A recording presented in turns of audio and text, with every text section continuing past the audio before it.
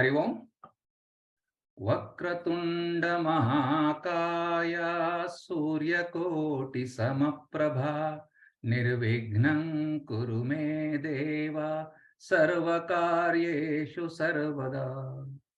Shri Gurubhyo Namaha. Namaste friends. Team Paravedanta welcomes you all to DISHA 53, a new series of an inward journey to discover our inner strength and happiness through Bhagavad Gita.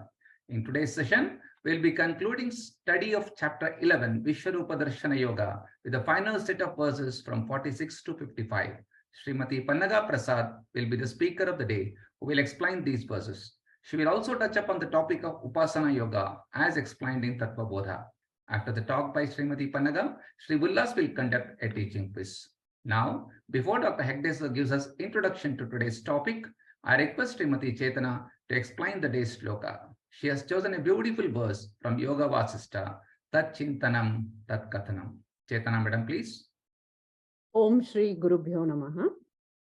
This verse is taken from Yoga Vasista and it is meant for Nidityasanam or Vedantic meditation. It goes like this. Tat Chintanam, Tat Kathanam, Anyonyam Tat Prabodhanam, Etadeka Paratvam cha Tat Abhyasam Vidurbudaha.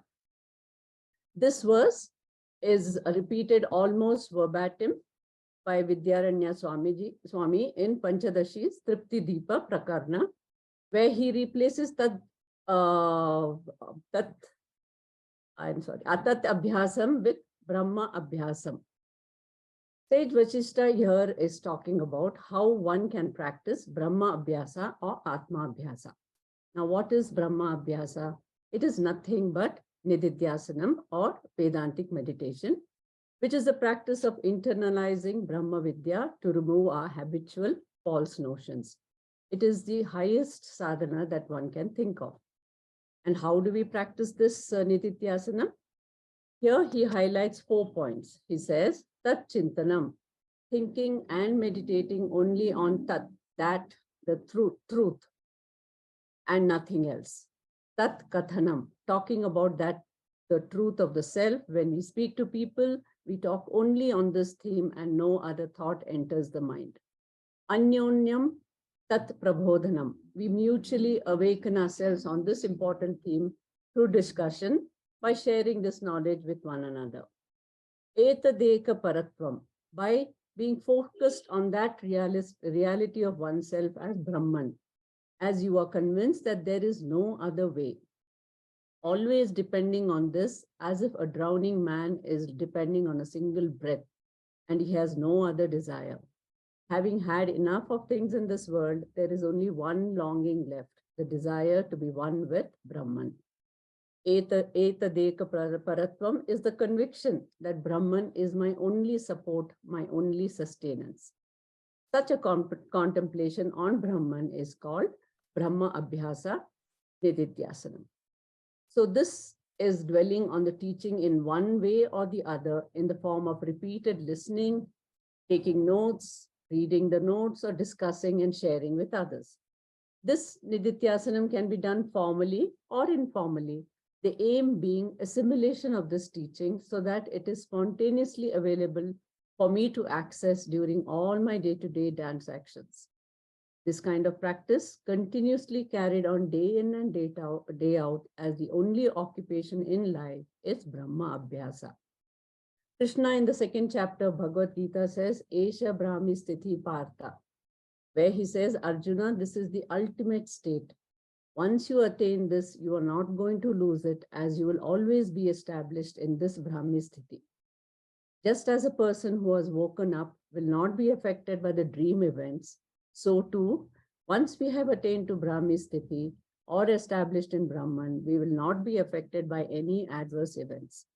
Such a person who sees differences in this world of experiences but does not differentiate is called a Jivan Mukta. Therefore, we should use this verse to remind ourselves to be in this Brahmi Sthiti of being established in Brahman all the time. Thank you. Hari Om. Thank you very much, Chetana, for introducing and explaining this mantra from the Yoga Vasishta. which defines what is Nidityasanam or Brahmi Sthiti. Sadashiva Samarambham Shankaracharya Madhyamam Asmadacharya Pariyantam Vande Guru Paramparam. Om. Today we conclude our study of the Vishwarupa Ishvara Darshana. Very few chapters in the Bhagavad Gita can have such a profound effect on changing our view of the world around us as this chapter has. Because this chapter has the ability to change our view of the world. Suddenly the world is no longer just the world, but it becomes a manifestation of the Lord itself. From now on, I don't need to go to the temple. I don't need to go to a holy place. I don't need to go to Mount Kailash. I don't need to go to Char Dham, because for me, anything and everything that I see and experience is God. And I have made a shift from arupa to godliness. The power of this chapter is dependent on the extent on which we have divinized our perception, to the extent at which we have been able to open our eyes to that Divya Chakshu.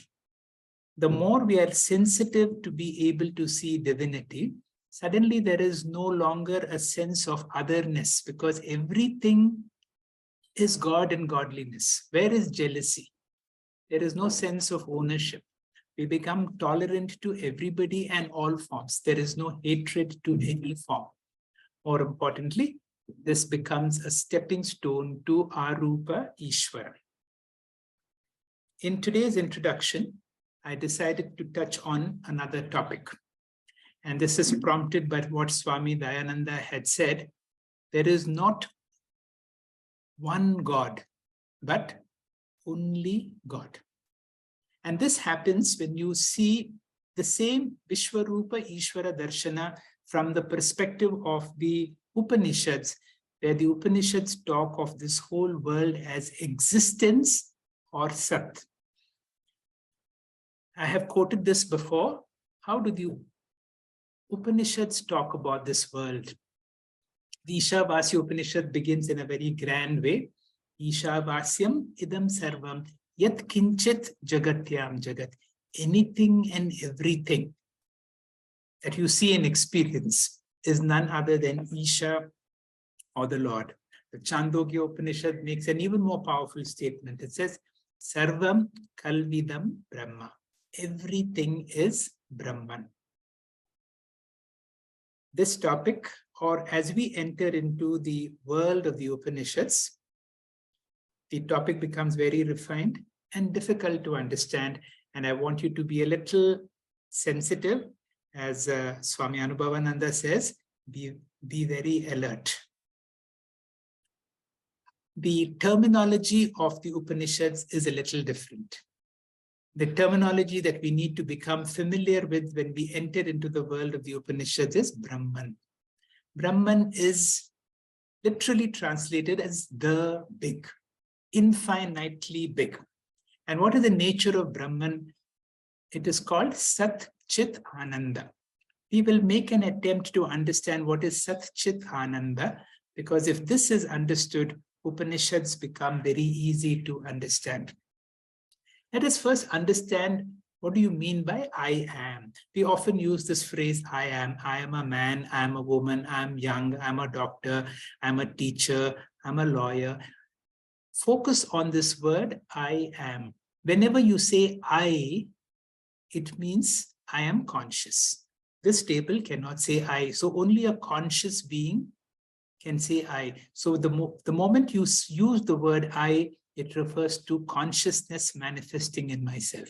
Whenever you say am, it means existent.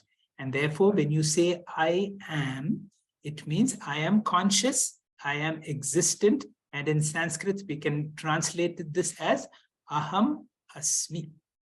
Now let us focus on I am. Consciousness can be chit and existence is Sat. So we are focusing on these two words of the Sat Chit Ananda as Aham Asmi. Swami Anubhavanandan Ji again and again tells us, focus on this understanding. How do we get this knowledge? I am. To say anything exists, to say you are there, whether somebody is here or not. I have to look around and verify if that person is there or not, and then say he is there or she is there or it is there or that something is there.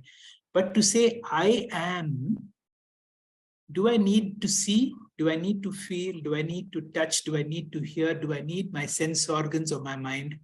Swamiji repeatedly uses this phrase.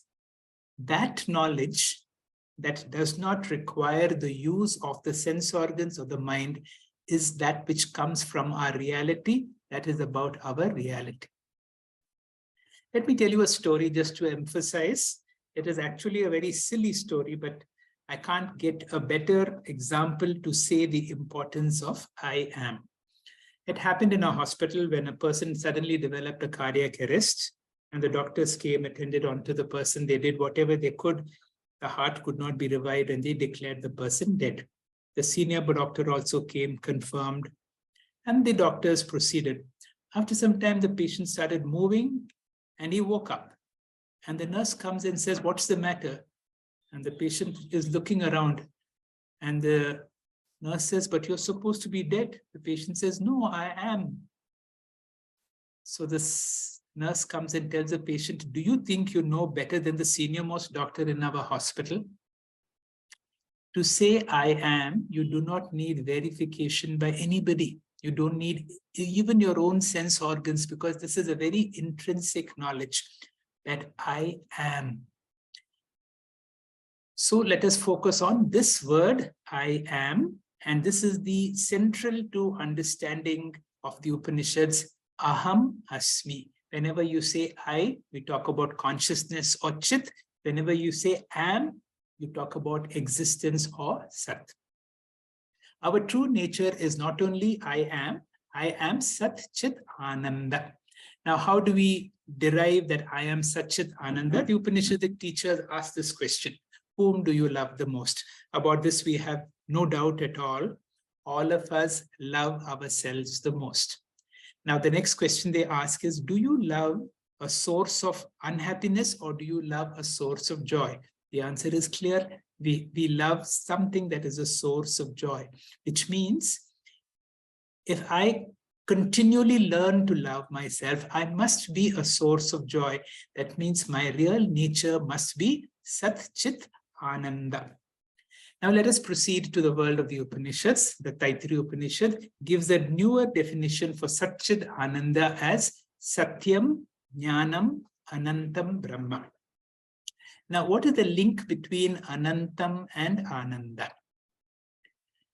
Whenever you experience limitlessness, Ananta means limitlessness, multidimensionally limitless, limitless in time, limitless in space, limitless in object. Whenever you experience limitlessness, whenever there is a feeling of vastness, you experience a sense of joy, a sense of Purnatvam.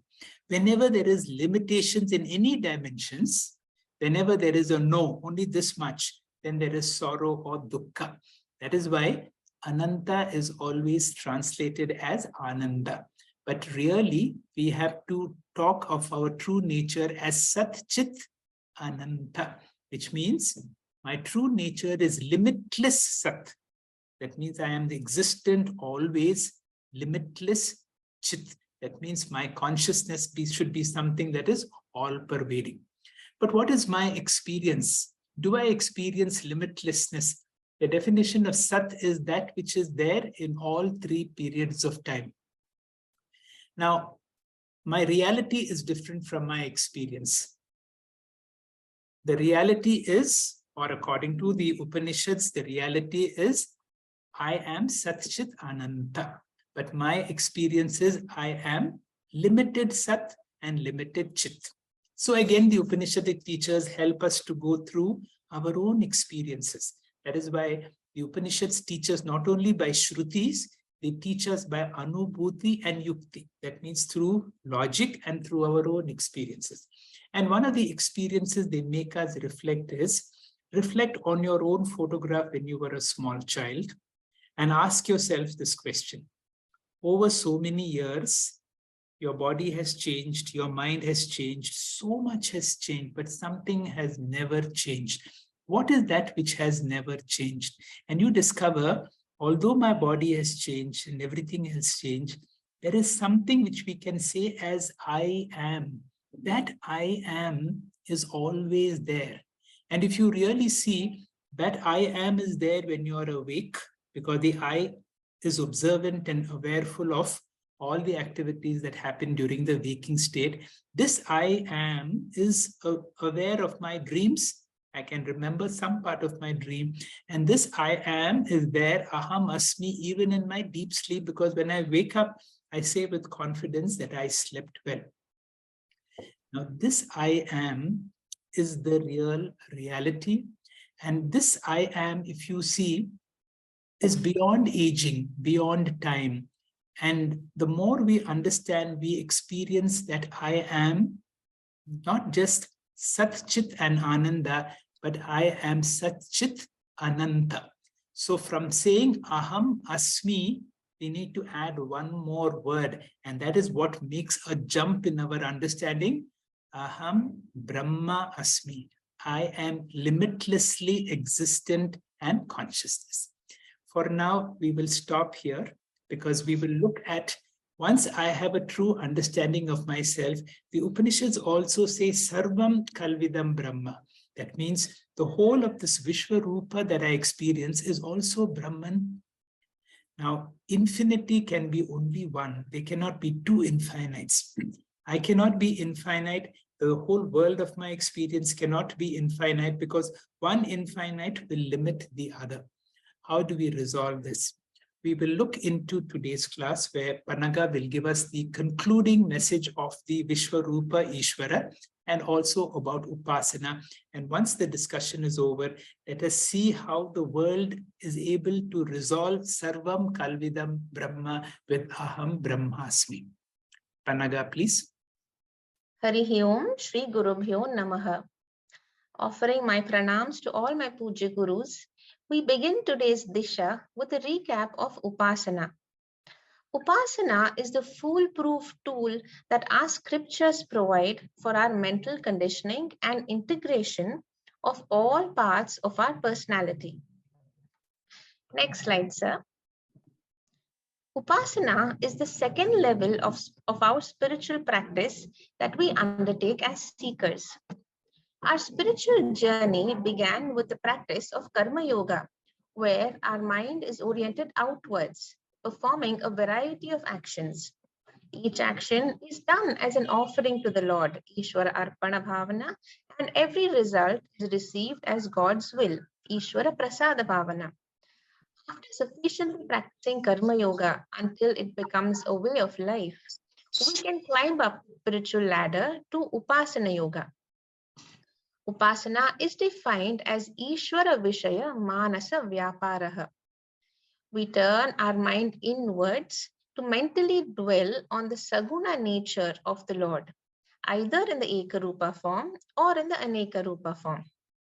Since the mind is the main instrument through which we effect our spiritual growth, practicing Upasana helps us to achieve mind control and integration of all the three layers of our personality, the Kayika, Vachika, and Manasika layers.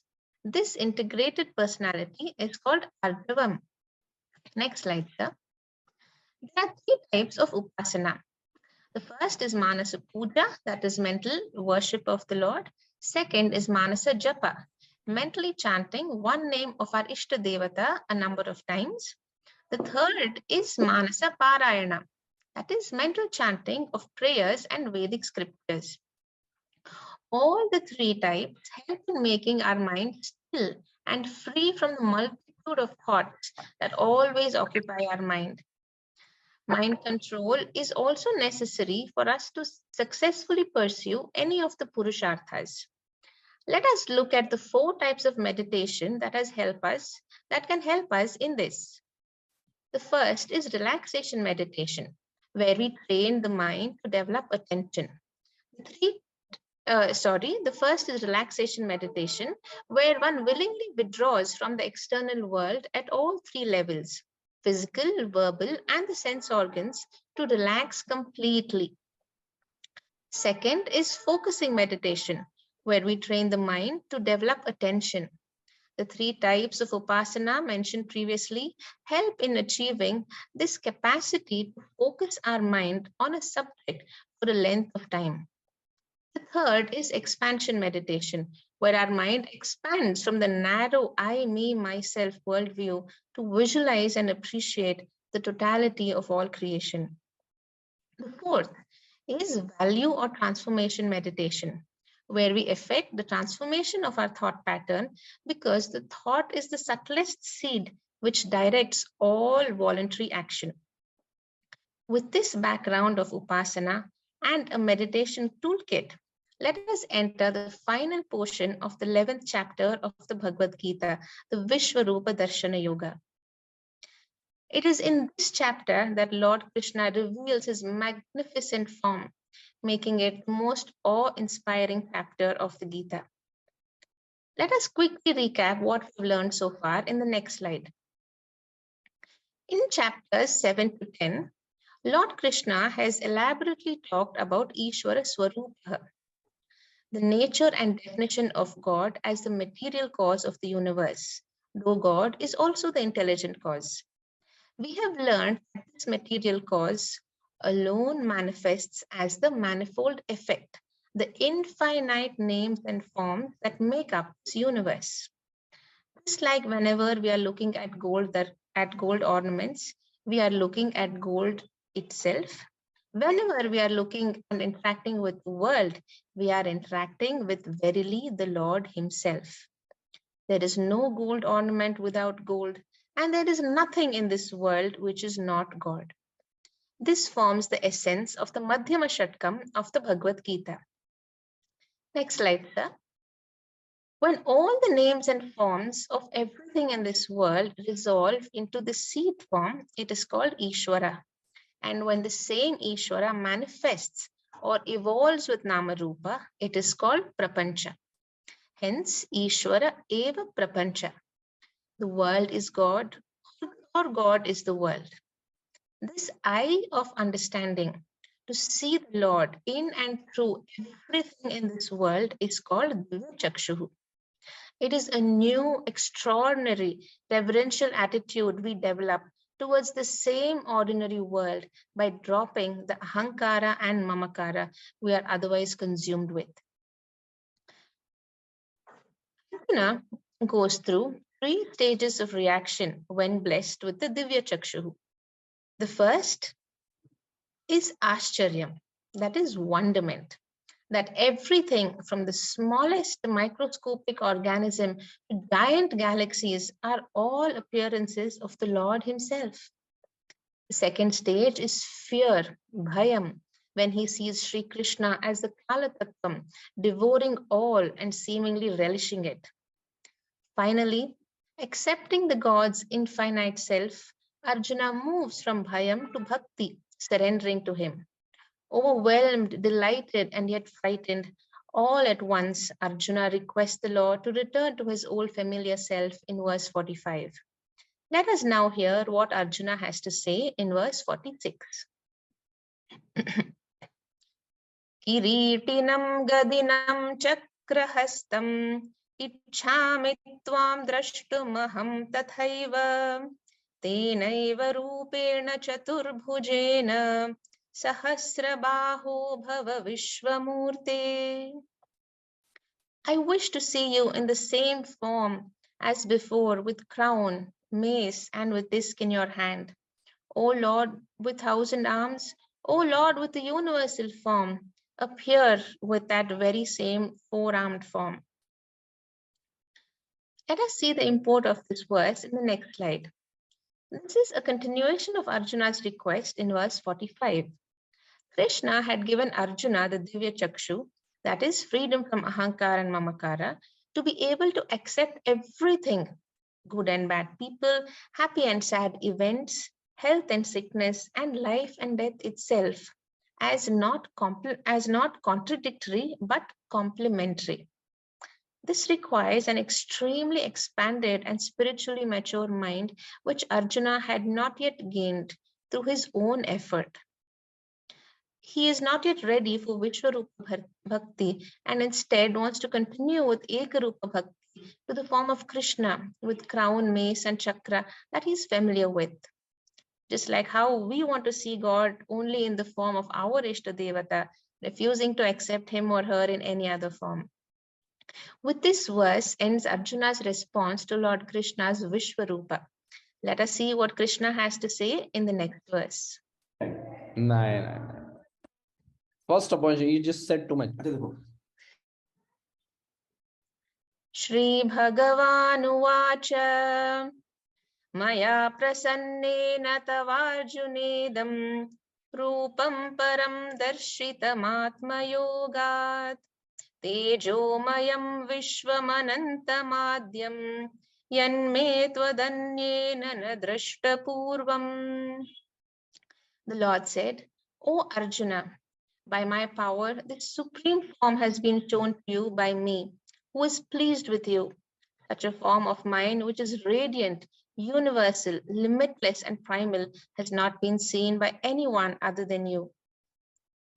Here, Lord Krishna explains that this Tejomaya, that is brilliant, Ananta, infinite, and Adyam, the always existent primal Vishwarupa form, has been revealed through his own Atma Yoga. Next slide, sir. Atma Yoga here refers to Lord's Maya Shakti, which encompasses all the names and forms in the universe. Lord also clearly states that he revealed this all-encompassing form only because he was pleased with Arjuna's sincerity and devotion. As if to validate this statement, Lord Krishna states that this form has never been seen by anyone before. Twadanyena na drishta purvam. Though the Lord has revealed it earlier in the Mahabharata, he wishes to emphasize to Arjuna the significance of his bhakti. Next slide, sir. Na veda yagnadhayanayir na danaihi na chakriyabhir na tapobhirugraihi evam rupam shakya aham nriloke drashtum twadanyena kuru pravira. Neither by the study of the Vedas and Yagnas, nor by charity, nor by rituals, nor by severe austerities can I be seen in this form in the world of mortals by anyone other than you, O Arjuna. Next slide, sir. Here we see the indirect glorification of bhakti. All spiritual sadhanas are equally important. In the context of Vishwarupa darshanam, Krishna wants to highlight Arjuna's nishkama bhakti, for it alone bestowed upon him the required divya chakshuhu, the freedom from raga and dvesha, and expanding his mind to see that the world is the manifold appearance of the Lord himself. Since Sri Krishna reduces the importance of hence Sri Krishna reduces the importance of the other spiritual sadhanas. This often used technique in the scriptures of highlighting one sadhana by downplaying the importance of other sadhanas is called nahi ninda nyaya. Now let us see what Krishna has to say next. Mate vyatha macha vimudha bhavo drishtva rupam ghoramindrin mamedam vyapeta bhi prita manah punastvam tadeva me rupamidam prapashya. Seeing such a frightening form of mine, may you neither have fear or delusion. With a pleased mind, free from fear, see again that very same form of mine. Next slide, sir. Lord Krishna sees that Arjuna is in a state of vimudha bhava, stunned, and vyatha, frightened, after seeing the Lord's ghora rupa, where he's chewing on heads with enjoyment. Hence, he compassionately tells Arjuna that he will withdraw this form and appear before Arjuna just like his old friendly self. Lord Krishna understands that Arjuna is pained because his mind is not mature enough for this attitude of accepting all pairs of opposites in this universe. Therefore, he reassures Arjuna, returning to his ekarupa form, which Arjuna is comfortable with. Prita manaha. In the next verse, we have Sanjaya coming in. Sanjaya uvacha ityarjunam vasudevasthathoktva swakam rupam darshayamasa bhuyah ashvasayamasa cha bhitamenam bhutva punah saumya vapur mahatma. Sanjaya said, having said thus to Arjuna, Lord Krishna showed again his own form, and having assumed pleasing form once again, the great Lord consoled that frightened Arjuna. Sanjaya, who is conveying, next slide, sir, who is conveying all the happenings of Kurukshetra to Dhritarashtra, meaningfully refers to Lord Krishna as Vasudeva, the Lord of the universe, and as Mahatma, indicating Sanjaya's own bhakti to Lord Krishna. He says Vasudeva returned to his pleasing form, Saumya Vapuhu, providing relief and reassurance, Ashvayamasa, to a Bhita Arjuna, who was still recovering from seeing the world in its totality. Now, what does withdrawal of the Divya Chakshuhu mean? The world cannot be withdrawn. Sri Krishna withdraws only the gift of the expanded mind, the ability to accept both the positives and negatives with equanimity, free from ahankara, mamakara, and ragadvesha. Next slide, sir. Arjuna uvacha drishtvedam manusham rupam tava saumyam janardana idanimasmi samvrittah sachetah prakritim gatah. Arjuna said, O Krishna, seeing this pleasing human form of yours, I have now become peaceful. I have come to normalcy. Next slide, sir. Arjuna addresses Krishna as Janardana. One of the meanings of Janardana is Janan Ardhayati iti Janardana, the one who torments people. The Vishwarupa was terrifying for Arjuna because it showcased the destruction principle, the Laya Tattva, as equally as it showcased creation principle, the Srishti. An immature mind cannot have a balanced worldview.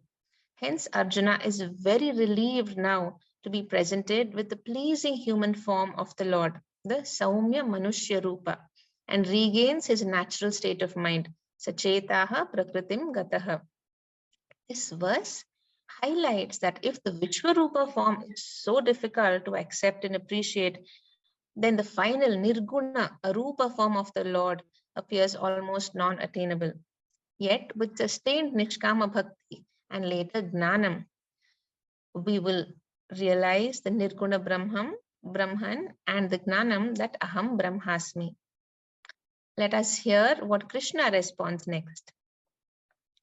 Shri Bhagavan uvacha Sudurdarshamidam rupam drashtavanasi yanmama deva apyasya rupasya nityam darshana kankshinaha. The Lord said, this form of mine which you have seen is very difficult to see.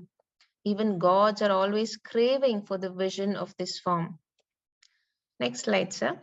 Lord Krishna reveals that this Vishwarupa of his is seen by very, very few people because it is Sudur Darshanam, very, very difficult to see. It is so difficult to see because of the Ahankara and Mamakara that is ingrained in everyone. Even the gods, Devaha Api, are always wishing for the Divya Chakshuhu to see this form of mine. Nitya Darshana Akankshinaha. The Lord glorifies the Vishwarupa here to state how important Arjuna's Nishkama Bhakti was to make the Lord agree to reveal this form only to Arjuna and not even to the gods who have supposedly earned a lot of punyam. In the next verse, Lord Krishna continues to glorify bhakti.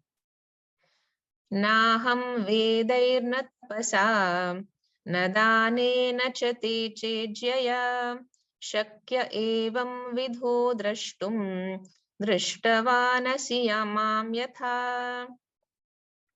Neither by the study of the Vedas, nor by austerity, nor by charity, nor by worship can I be seen in this form as you have seen me. Next slide, sir.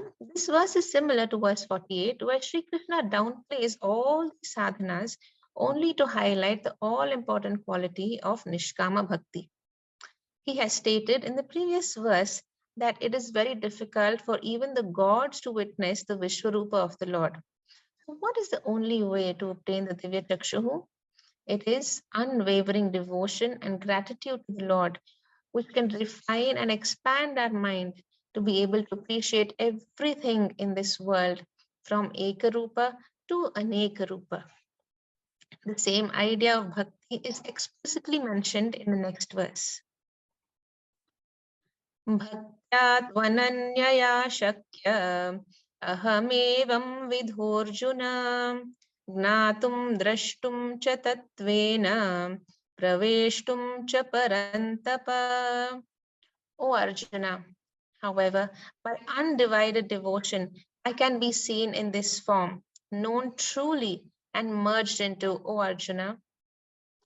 It is only in this verse that Lord Krishna explicitly mentions that only Ananya Bhakti is the means by which one can get the Divya Chakshuhu to see the Vishwarupa of the Lord. To understand what Ananya Bhakti is, let us go back to the 7th chapter of the Gita, where 4 types of bhakti are discussed.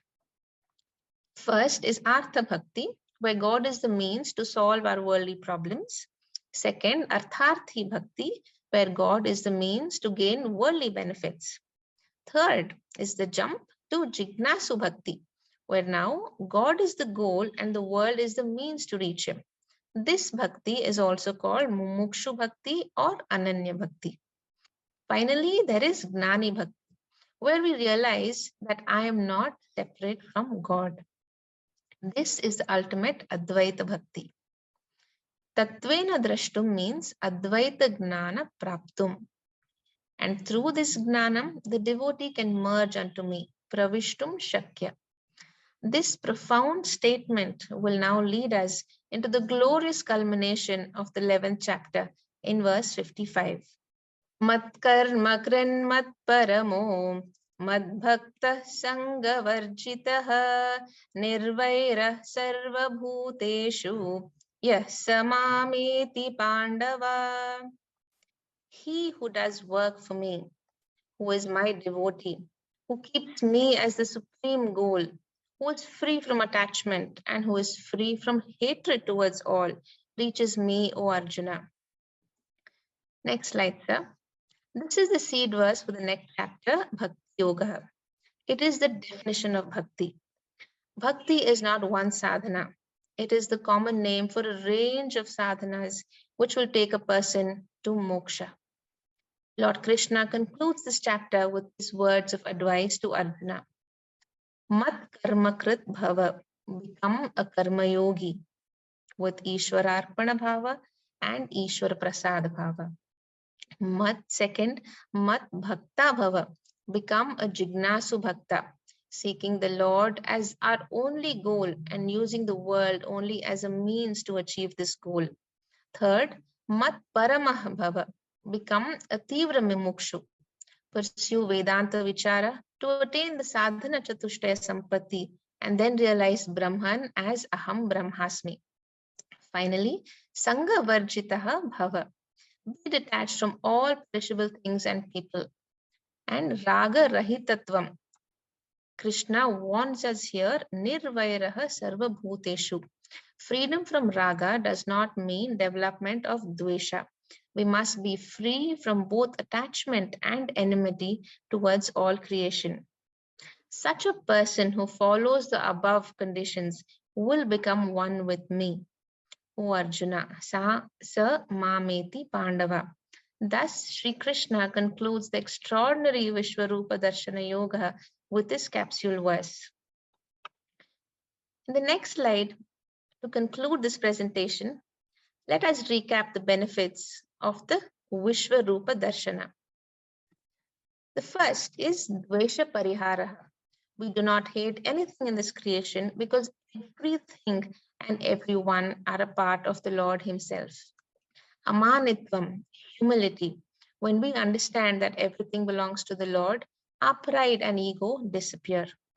Third is reverence for everything, to truly live with an attitude of gratitude every moment. And finally, it is expansion of the mind.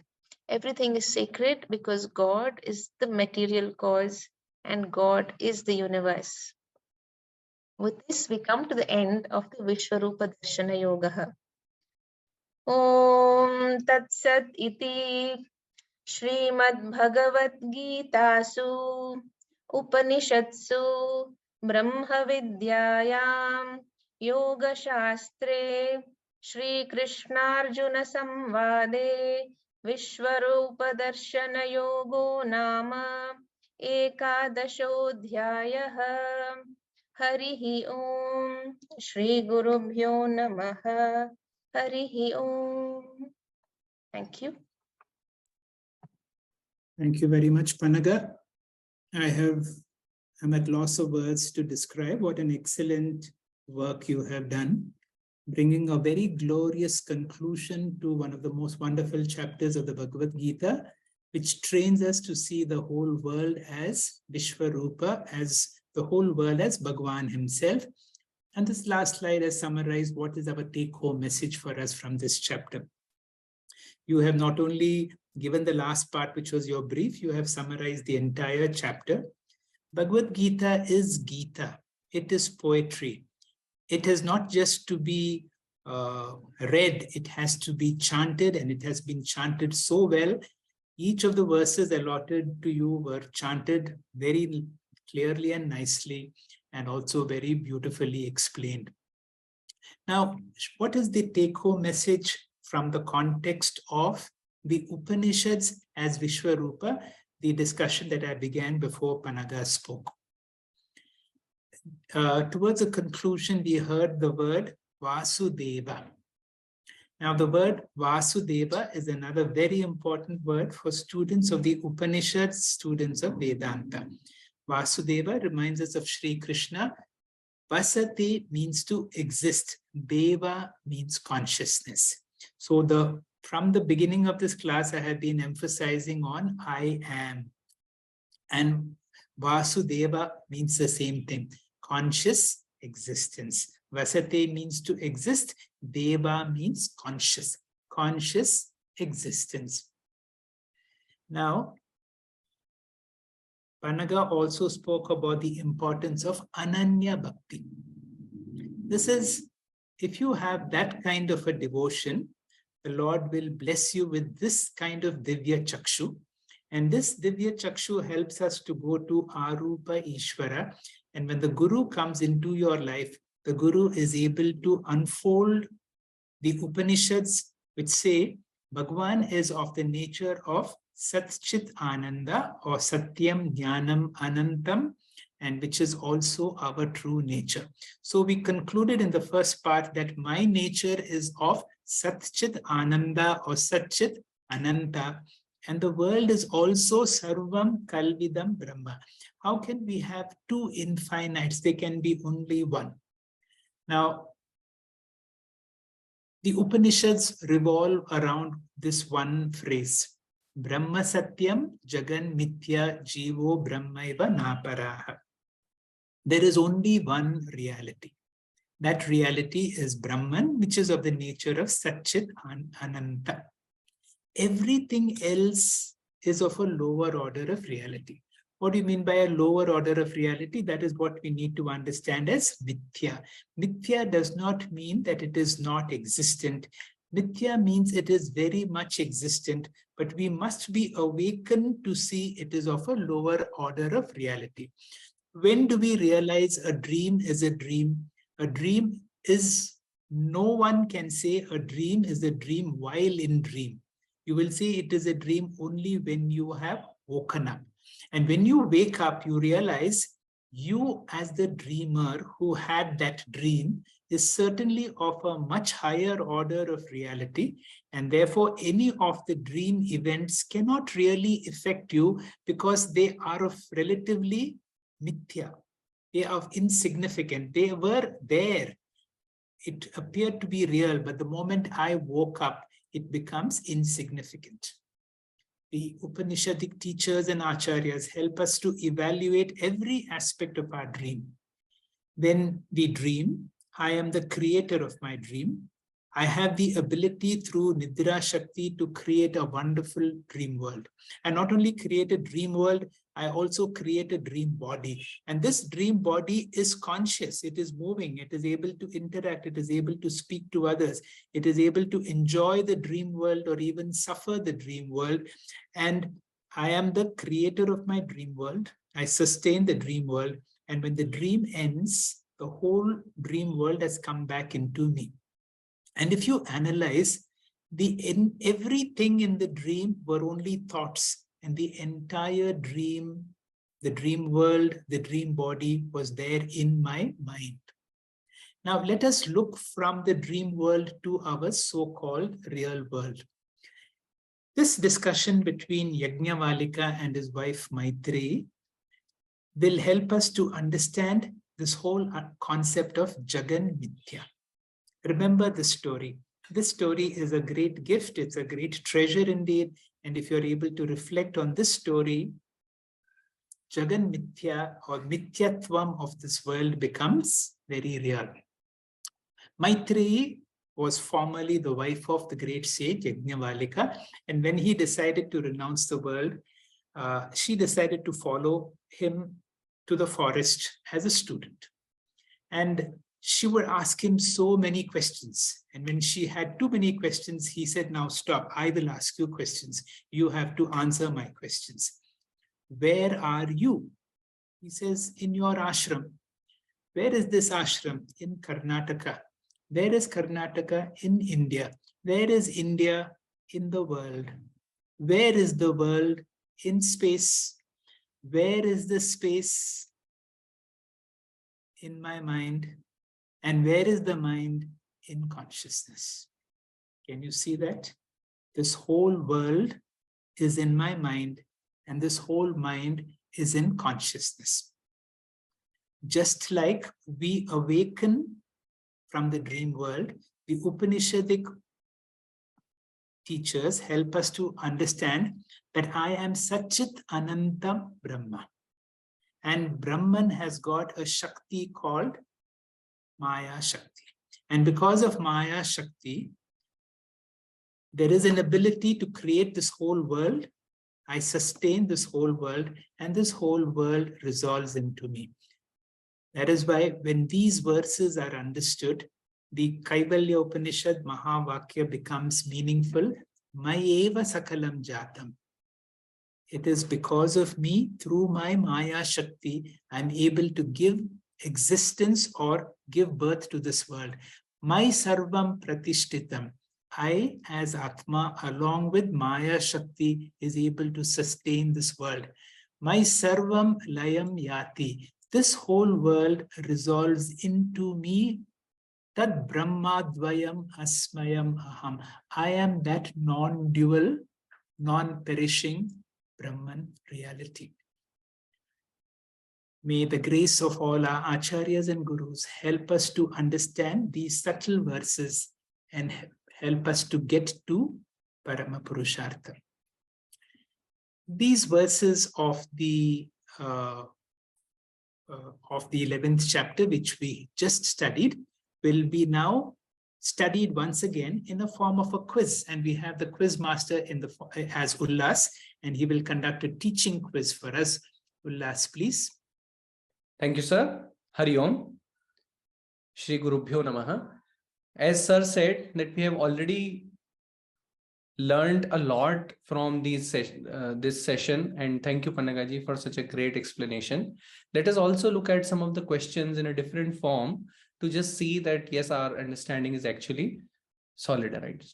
So may I request someone to please answer these questions? Any volunteers? Yes, Ullasji. Okay, great, Vinayakan. Thank you. So in the 46th verse, we saw that Arjun was very much frightened, and now he says that I don't want to see your Vishwarupa, which is so dangerous looking. I just want to see again your pleasing form, your Chaturbhuj form. So what does this verse proves? Is it A, that he was dissatisfied with the Vishwarupa darshan, or that he actually preferred an ekarupa or arupa, or that he just wanted the Vishwarupa removed just like that, or he was actually spiritually immature? And what does that spiritually immatureness mean? So here it shows the immaturity or Arjuna's spiritual immaturity. Okay, correct. So what the spiritual immaturity here means is that to be able to appreciate the Vishwarupa darshan, which shows both the great aspects and the so-called bad aspects of it, we have to have that equanimity in our consciousness, that everything is, that samatvam bhav has to be there. Unless we have that raga or dvesha, we will always feel that this is good and this is bad, and then for those bad things we'll always feel very frightened about. So that it takes a person to be spiritually mature to actually see them together in one light, and then only we can appreciate the Vishwarupa darshan in its real form. Otherwise, as Arjuna was spiritually immature, we would like to be seeing the pleasing form of the Lord in Ekarupa Ishvara. In the next verse, we say that Arjuna was shown Vishwarupa darshan. But why was he shown? What was the special quality about Arjuna? Is it that he actually deserved it, or that he had so much bhakti in his mind or in his whole thing that he was shown, or he just had the Divya Chakshu so he was able to see, or it's always there for everybody to see anyway? It's about Arjuna's devotion. Krishna was pleased with his devotion. Correct. So devotion, like there will be in other verses also, devotion is very, very important. And as Panagaji has said, like devotion, bhakti is not just one set of things. It's a range of things which needs to be there.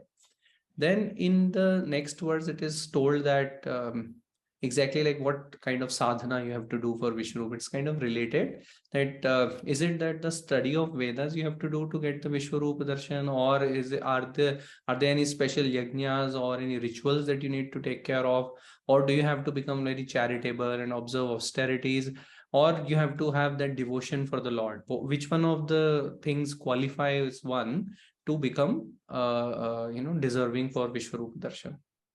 It's all about devotion, the pure bhakti.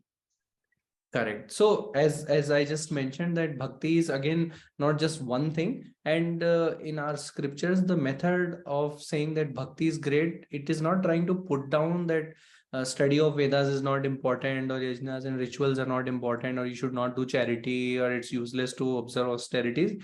It is just that these are also very important, but in this context bhakti is the primemost thing.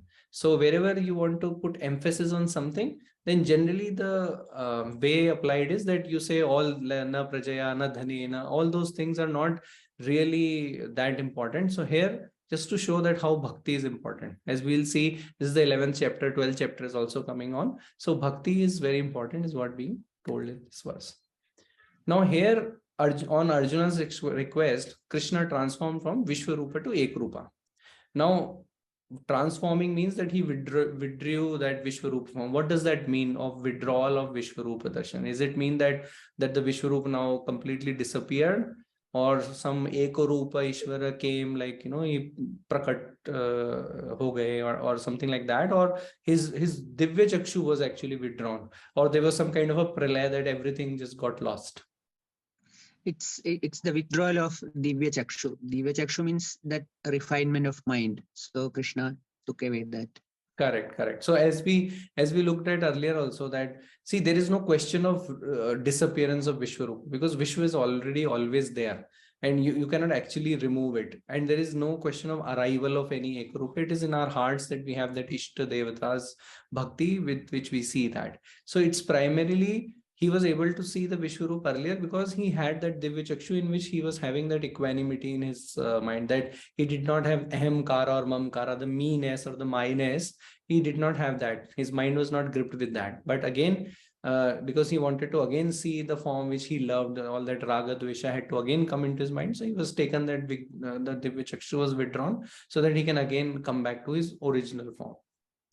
In the next one, this is, Arjuna calls Krishna. Generally, he is always calling him very affectionate names, but here he calls him Janardana. Like, what is the significance of the word Janardana, and why does he say that to him? So Janardana, one of his favorite name, means Janan Ardhayati Janardana, the one who torments. Correct. So as he had just now seen that Lord Krishna was tormenting so many people, he was just gulping everybody in his mouth with all those fiery things. So it was looking very, very tormenting. So he says that you are, so that's why he uses this word in this context, that the one who torments, Janardana. In this verse, the 52nd verse, again, Lord Krishna says that this is a very, very rare thing to see a Vishwarupa darshana, because it really requires that spiritual maturity to be able to see that. So there is a specific word here which says that it is very, very rare. Which word is that? So in the first line it says Sudur darshamidam rupam. So that Sudur darsham, that word indicates. Correct. So yeah, it is Sudur darsham. It is very, very rare that people can see this. Yeah. In the 54th verse, again, as we had seen earlier also, the quality of a person is described which can enable one to see Vishwarupa darshan. Again, what is it? Is it study of the Vedas, or performance of yajnas, or it is charity or austerities, or is it ananya bhakti? So this is also about bhakti, ananya bhakti. Very true, very true. It is also ananya bhakti, and here again, as Sir was also mentioning, that it is not, see, bhakti again is of kind of different types. Sometimes when we are asking God of something, then also we have bhakti. Sometimes when we are in trouble, then also we want God to take us out of those troubles. So God is kind of a means in our pursuits. So that type of a bhakti is a different bhakti. But ananya bhakti is like when we have realized all the problems with all the worldly pursuits that we have, that God himself becomes the only goal, not the goal, but it becomes the only goal. So that is the jignasu bhakti, that is the ananya bhakti, that is the tivra mumukshutvam. That type of bhakti is really needed to gain that spiritual maturity to be able to see the Vishwarupa darshan. That's what Lord Krishna talks about here. Then this is the last verse, and just after this, the 12th chapter would start. So what could we call this verse as? So this is an entering point, or we can say seed verse of Bhakti Yoga. Chapter 12 indicates Bhakti Yoga. Yeah, this is the seed verse for chapter 12, because chapter 12 is Bhakti Yoga verse, and this is the verse which is in the capsule form, which will get opened up in the 12th chapter and in its entirety. And again, in this, this is kind of straightforward, that this verse defines what? A Karma Yoga or Jnana Yoga or Bhakti Yoga. Which one is it? Bhakti Yoga. Yeah, right. It is about, or we are all talking about bhakti. So it talks about Bhakti Yoga. But in this also, it says like there are different phrases that you become a karma yogi, you become a devotee, or become a tivra mumukshu. Which are those phrases which talk about becoming a karma yogi, for example? So karma yogi means in the line indicates mat karma krit bhava. Correct. And devotees mat bhakta bhava.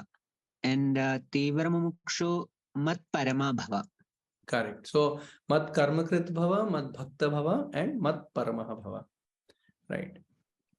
So from the Tattva Bodha topic, we looked at what Upasana is. So can you give us a gist about what exactly is Upasana all about? Upasana is nothing but a personality conditioning discipline and a pure mental activity connected with God. True. So, it is whenever we have for mind purification, we need karma yoga and all, but for Upasana is needed so that we can actually concentrate our mind on a particular topic, all that business that we do with the God. So we need to make sure that our mind is very sharpened so that we can focus on some particular thing. So that is what Upasana is about. And there are different mental disciplines. Like there are 3 types of Upasanas. Can you name them? 3 types are Manasa Japa, Manasa Puja, and Parayana. Correct. So Manas is Japa, Puja, and Parayana. And similarly, there are 4 types of meditation associated. So what are those 4 types of meditations? We had seen earlier, it's relaxation meditation and focusing meditation, expansion and value meditation. Correct. Absolutely. So all great answers. Thank you so much, Vinayak. And I think this is what we wanted to cover in a gist in form of questions. Thank you, sir. Hari Om. Thank you, last year. Great learning. Thank you. Thank you, Ullas and Vinayakan, for a very innovative and informative quiz. It was a real teaching quiz. Thank you, Panaka, for an absorbing session with your wonderful explanation, beautiful slides, and divine chanting of all the verses. And thank you, friends, for your active participation. Let's log in for our verse-by-verse GITA session 142 on 7th April 2023 to continue with our study of 18th chapter. Please log in at 6:45 p.m. sharp Friday. Thank you. Om Purnamada Purnamidam Purnat Purnamudachyate Purnasya Purnamadaya Purnamevavashishyate. Om Shanti Shanti Shanti. Hari Om. Shri Gurubhyo Namaha. Hari Om. Thank you.